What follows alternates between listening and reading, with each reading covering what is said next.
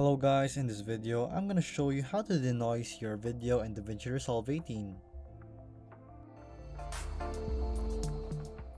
So to do this, it's pretty simple. Head on to your Davinci Resolve, can be in your Windows laptop or can be in your MacBook. So here I have a noisy image, so here all you have to do is go to color. From color, all you have to do is right click your image and then add node. So here we have to add node and add serial before. So here in the serial before, all you have to do is go to your motion effects. From motion effects, change it the temporal frames to 5 and here to better.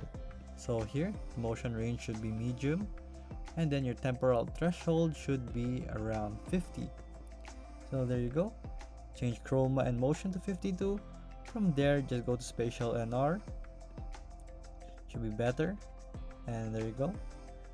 And then from here, all you have to do is go to Luma and then go to 100. And there you go. That is how you do it basically. And you can adjust the color, of course, because the color grading is not that good here in this photo. So I'm using a photo only, but you can use this on clips, by the way. So there you go guys, that's how you do it. And if you like this video, please hit the like button and don't forget to subscribe.